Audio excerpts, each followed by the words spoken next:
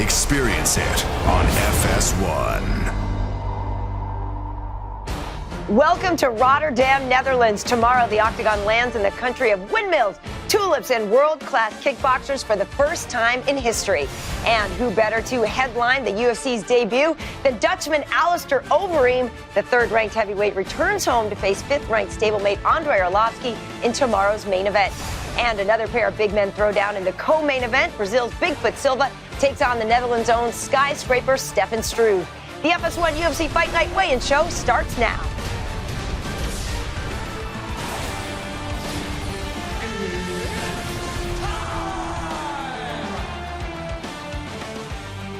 Tomorrow they fight, today they weigh in. Hello everyone, they're in the Netherlands. We are in the early hours of the morning here at the Fox Sports Studios in Los Angeles.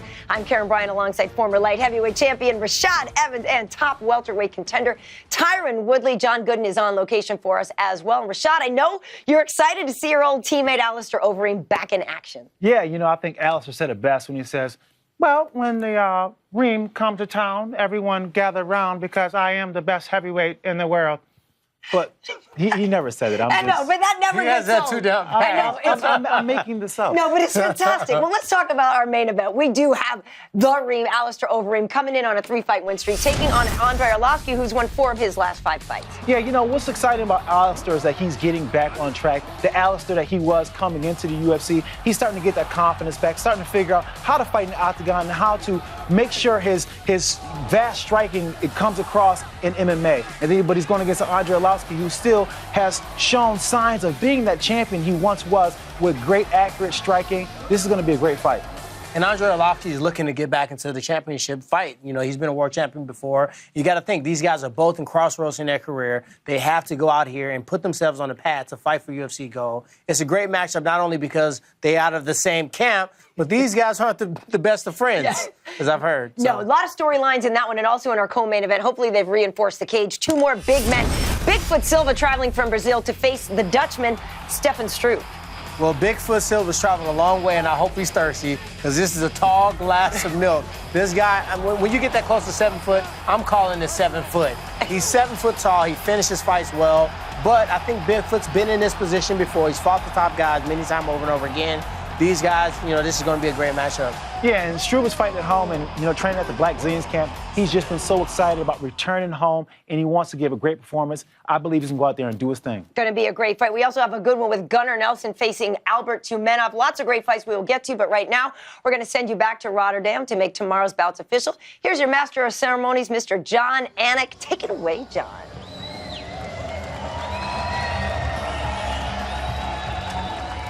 What is up, Rotterdam? Thank you all for coming. This is the official UFC Fight Night weigh-in. How about a hand for our Octagon girls, Carly Baker, Luciana Andrade. Talent relations guru Sean Shelby is here. 3-time world title challenger, Kenny Florian. Veteran voice of the Octagon, Bruce Buffer. Our Vice President and General Manager, James Elliott. Senior Vice President of Regulatory Affairs, Mark Ratner, is with us as well. All right, we begin. Ricky Minette is here too, by the way. Let's get to the UFC Fight Pass prelims. First up in the flyweight division, Luca Sasaki versus Willie Whoop-Ass Gates. With the coolest name in the UFC, Whoop-Ass Willie Gates steps into the octagon for the 4th time. With a rare combination of speed, athleticism, and explosiveness, Gates has racked up 6 knockouts and 4 submission wins. And even with the late opponent change, as the nickname said, this kid is still focused on opening a can of whoop-ass tomorrow night.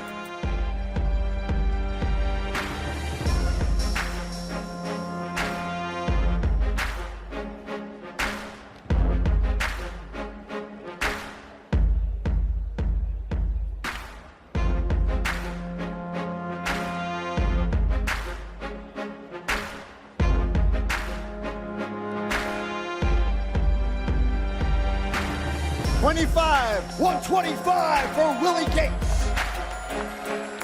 And his opponent, please welcome Luca Sasaki. Luca Sasaki is a highly touted prospect out of Japan that will be making his UFC flyweight debut. He's a submission fighter that finishes fights. He's dangerous from every position, and he will be huge for the weight class. His go-to submission is a rear naked choke, as 8 of his 9 submissions have all ended in that position.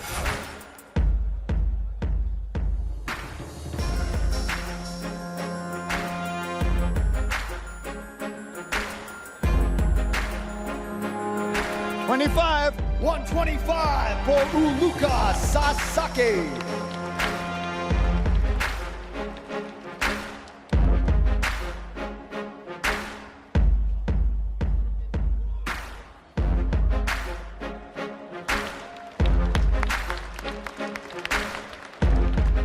Our next fight is in the welterweight division. Leon Rocky Edwards versus Dominic Shonuff Waters.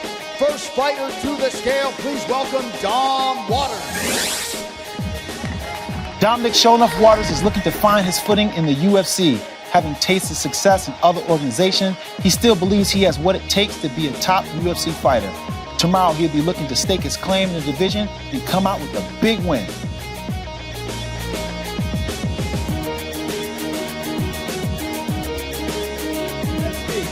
$170 for Dom Waters. And his opponent is Leon Rocky Edwards.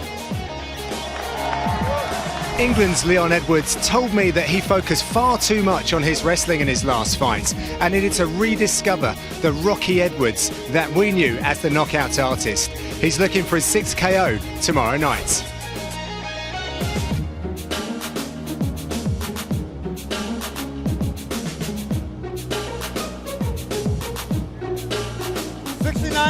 $169 and a hook for Leon Rocky Edwards.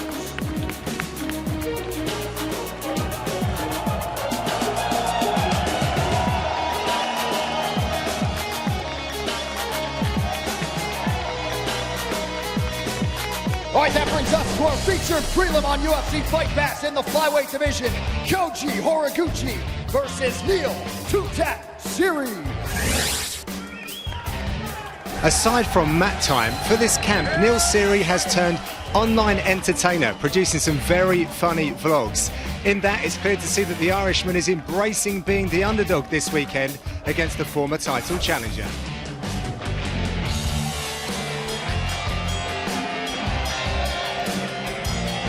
$126 for Neil Seary. And his opponent, currently ranked number 5 in the world, former world title challenger, Kyoji Horiguchi. Kyoji Horiguchi is a walking energy drink. The fly and the bantamweights at American Top Team both have issues dealing with his speed and his output. This forces him to occasionally have to train with lightweights. He has 9 KO victories and has won 10 of his last 11 bouts. Tomorrow night, he looks to send another message to his fellow flyweights.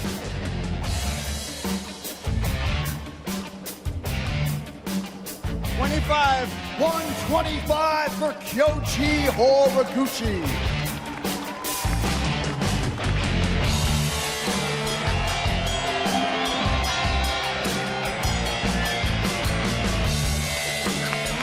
All right, now we get to the FS1 UFC Fight Night prelims. First up in the lightweight division, Jan Cabral versus Reza Mad Dog Madadi. Fans of Sweden's Reza Madadi will know all about his energetic and charismatic persona, but it got the better of him last year in his return to the Octagon. His camp have, however, told me that anticipation of his Octagon return is now in the past, and he's very much focused on the task this weekend.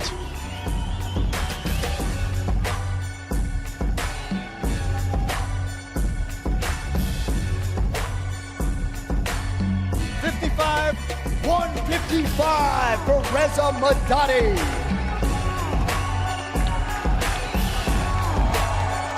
And his opponent, please welcome Jan Cabral. Jan Cabral is a tough Brazil alum and a BJJ black belt with a relentless submission game. 11 of his 12 victories come by submission. If I'm doing a scouting report on Cabral, I'm telling my athlete you might want to watch out for the head and arm triangle, as 5 of his opponents have fallen victim to it. He's also spent time at Team Novo União to bring his striking skills up to the level of his ground game.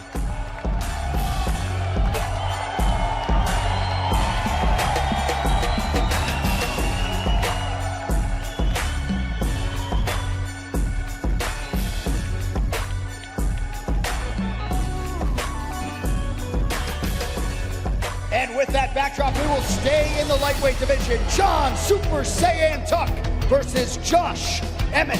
First fighter to the scale, making his UFC debut, Josh Emmett.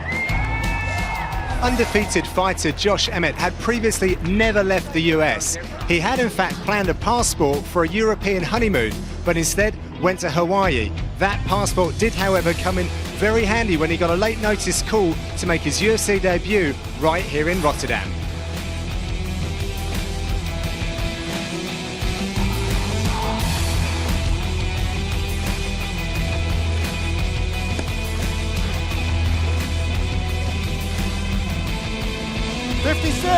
$156 for Josh Emmett. And his opponent proudly repping Guam. Please welcome John Tuck. John Tuck finally gets to build off a big submission win in the Philippines after bouncing back from shoulder surgery against a late replacement, Josh Emmett. The kid from Guam is eager to get back in the octagon after a year off to show he can be a force in the lightweight division.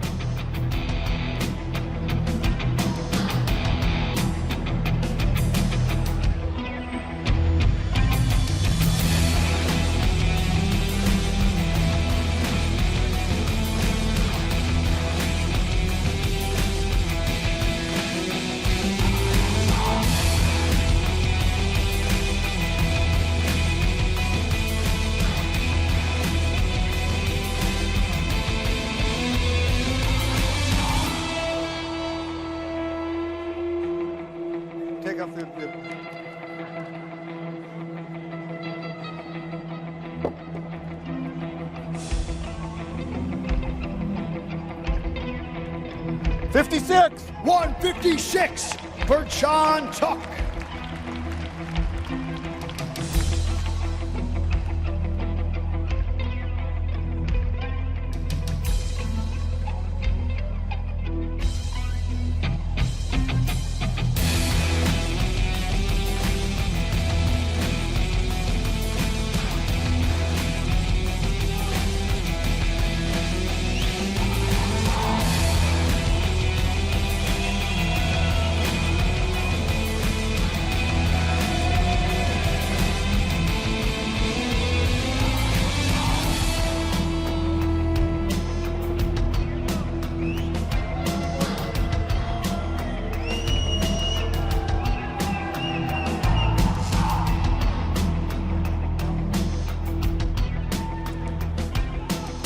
All right, moving on now to the middleweight division. Magnus versus Gareth Soldier Boy McClellan.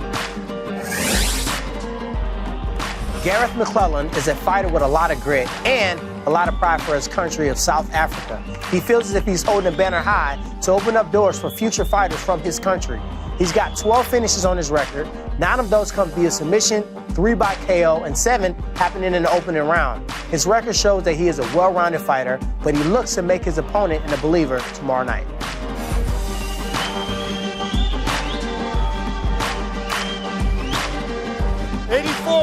$184 for Gareth McClellan. And his opponent is Magnus. Sweden's Magnus told me this week that we have only seen him at 50% in his past UFC fights. His recent hiatus due to injury has really taught him to embrace and enjoy life as a UFC fighter and not be intimidated by it. He's hoping this new mindset will really show through in his performances tomorrow night.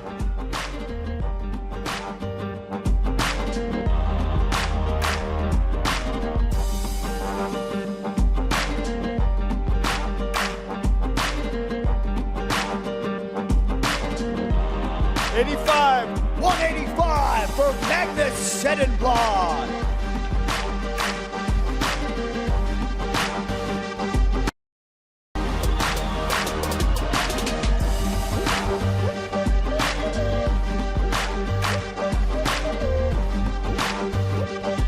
Now we get to our featured FS1 prelim in the lightweight division. Rustam Tiger Kabalov versus Chris Wade. First fighter to the scale, unbeaten in the UFC, Chris Wade.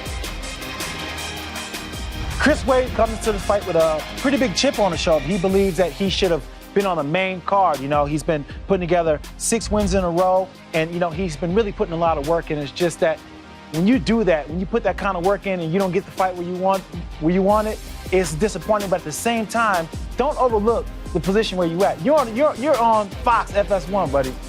55, 155 for Chris Wade. And that's our featured prelim, too. No shame. And that's the thing about it. Like, I mean, he just believes in himself so much. Get it? Well, number one, I'm glad this fighter's not a welterweight. Rustam Habilov has been absolutely frightening in all his UFC appearances. He's rapidly becoming known as the sensei of the suplex. He said it's his job to slam them, and it's their business how they fall. In addition to his obvious superior wrestling, he is extremely sharp and has fast counterattacks, which sets up his wrestling attacks. 55, 155. Not to mention he looks like a welterweight.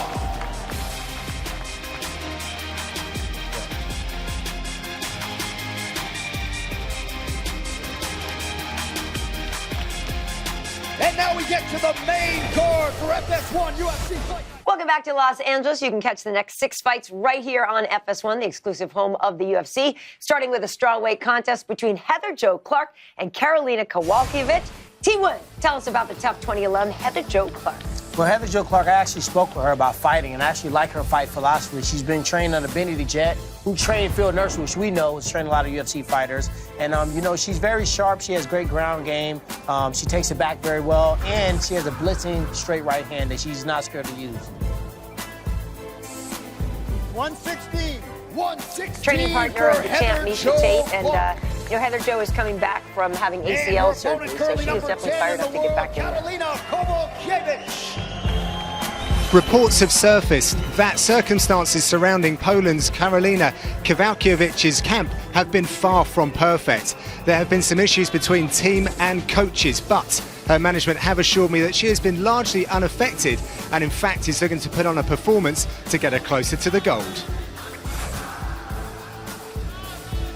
Got that Holly Holm hair, Rashad. Dude, Ready to roll. luxurious hair. For some reason, I don't think this is going to be too much ground fighting. No, I don't think so either. Be fun. 115, 115 for Karolina Kowalkiewicz.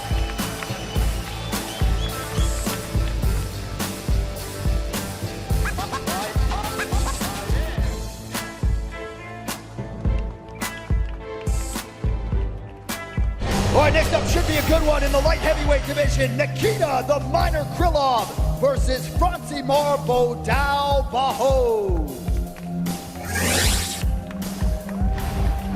Barroso feels value being on the main card, and with 10 wins by KOs, 1/6 of his last, he should be. You know, the first time I got to be on the main card at UFC 63, I was just over the moon excited, but it was one of those things where I'm like, you know what? I finally made it to the big show. And that's exactly how he feels right now, making it to the big show, being on the main card. Everybody gets tuned in for this fight. Definitely. Who was yours against? It was against, Jason Lambert. I almost forgot. 204, 204 for Bodao. And his opponent, number 14 in the world, Nikita Krylov. 6 fights into his UFC career, and Nikita Krylov has changed his fight moniker from Al Capone, which was a name given to him by a former manager and one that he was never really keen on, to Miner, and that is in support of the mining district that he is from in the Ukraine. This dude has never been in a decision fight, ever. He either finishes or gets finished. I don't think anything's going to change tomorrow night.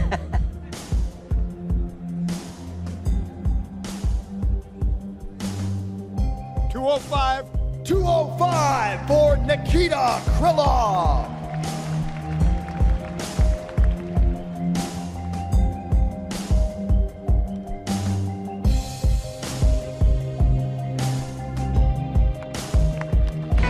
Our next fight is in the bantamweight division. Jermaine, the Iron Lady Durandamy, versus Anna Panda Elmo.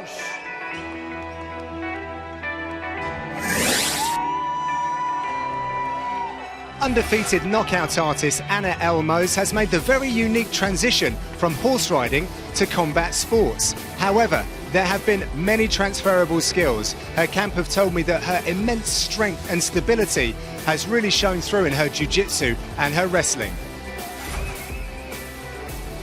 Guys, the nickname Panda, she said, came from the fact that when she started boxing, she often had 2 black eyes. Wow. 35, 135. I love that she That song, Panda, Panda. No, I love that she's got a sense of humor about it, though, and keeps that as a Netherlands' nickname. own Jermaine Durandamy.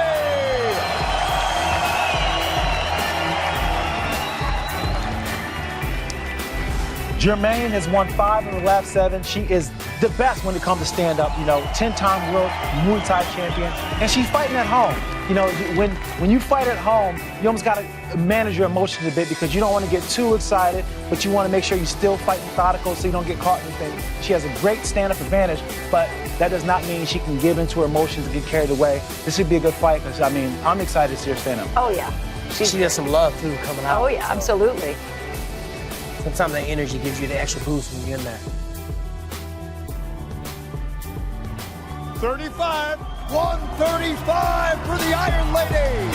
And you can see just the energy she has right now. She's going to have to manage that tomorrow, harness it a little bit just so she can. Right. Yeah, you can't be too pumped up out there. Yeah. I don't know. Maybe you can if you get it done. Hey, I was just gonna say, yeah. she does have 46 knockouts. 46 wins and 30 knockouts. Feels So. pretty comfy. In the welterweight division, Albert Einstein Tumenov versus Gunnar Gunny Nelson. Gunnar Nelson is one of my favorite fighters. I like to watch him fight.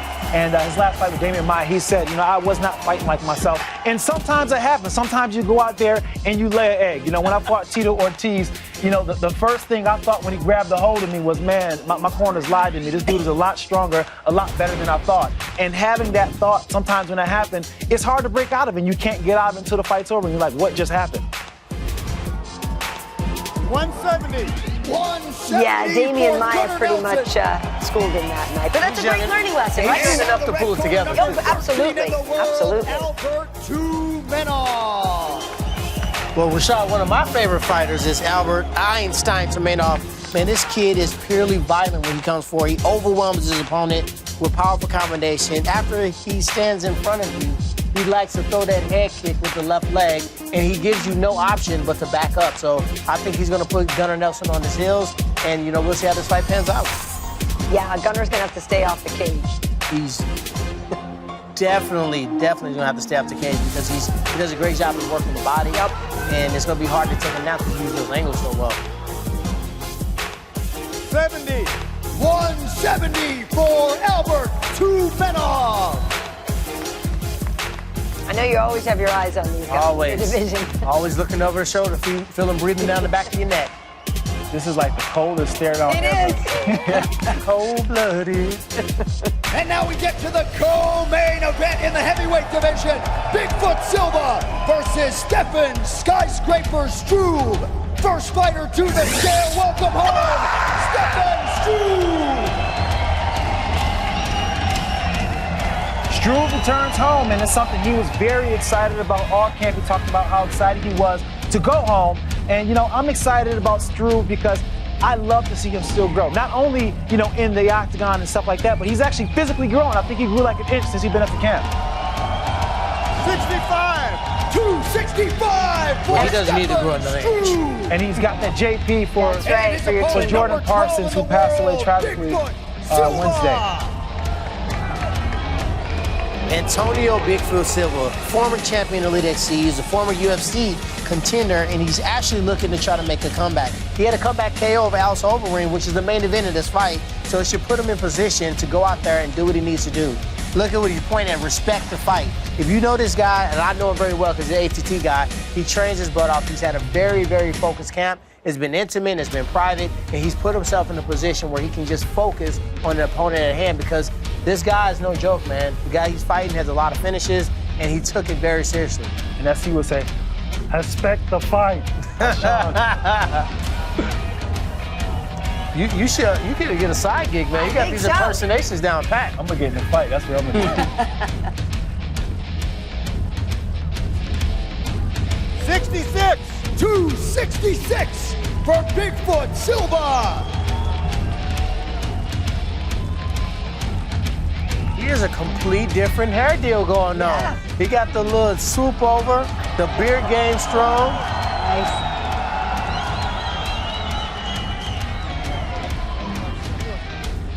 He's still in it. He's still in it for the face off. Look at the men on the marquee. They will share the octagon for tomorrow night's heavyweight main event.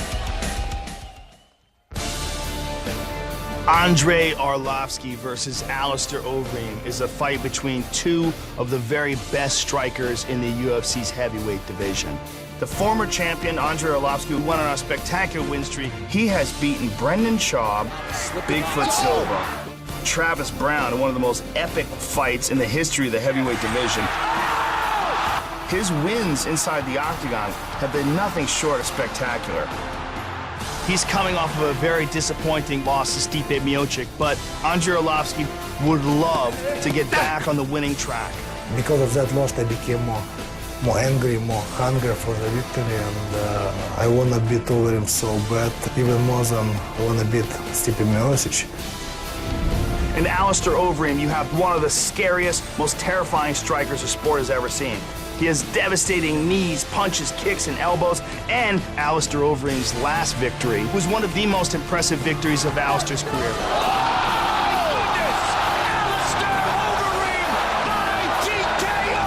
It was the fruits of all of his labors inside Jackson Winklejohn's mixed martial arts gym, the same gym where Andrei Arlovski trains. I want to become the champion, and to become the champion, you need to be willing to face anybody, even your teammates. Technically, yeah, teammate with Overeem, but nothing more. As the reality is, I'm gonna do everything possible to beat him, period. Well, for me, this fight is huge. I believe with a win over Andrei Arlovski, I cement my place for a shot at the title. Of course, I want to fight for the title, and I want so bad to be a champion again. I will do everything possible to knock his ass out. First fighter to the scale, the former UFC heavyweight champion, Andrei Arlovski. Well, he said it, former UFC champion Andrei Arlovski is looking to make one of the greatest comebacks in the sport of mixed martial arts.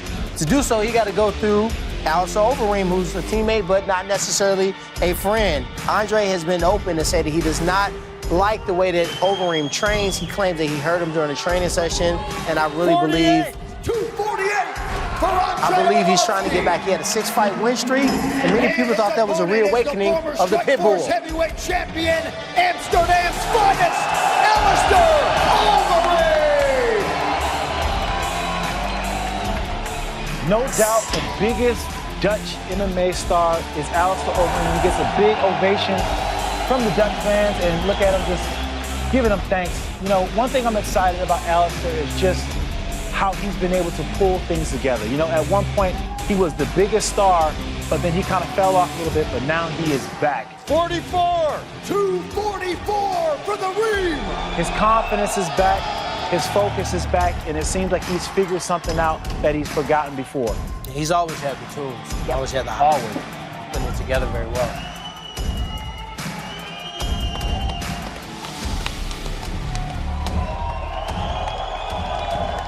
All right, we step over here and bring in the former UFC heavyweight champion, Andrei Arlovski. I'll make it quick. You've obviously been in a lot of big spots in your career. Your thoughts on the eve of yet another UFC main event? I'm very excited to be headliner in a UFC Fight Night Rotterdam against, I guess, like very well-known guy in Holland. So I have a lot of respect to him like a fighter. It's going to be a good fight. Andrei Arlovski, ladies and gentlemen. And of course, the man who will walk to the octagon last, Alistair Overeem. Again, you've been in a lot of big ones. Gotta be a special feeling, though, for you here in Rotterdam. It's very special to be back in Holland, and I'm very happy with this turnout. The event sold out in a couple of hours, and then next year we're going to be doing the Amsterdam Arena. So see you guys next year. Alistair Overeem. All right, folks, that makes it official. Thank you all so much for coming out. We'll see you right back here for the fight tomorrow night. All right, everyone made weight. We are official. Don't go anywhere, folks. Next up, we'll dive into Dutch kickboxer Alistair Overeem's game plan and see how he can score knockout number 20 in his homeland tomorrow. This is FS1.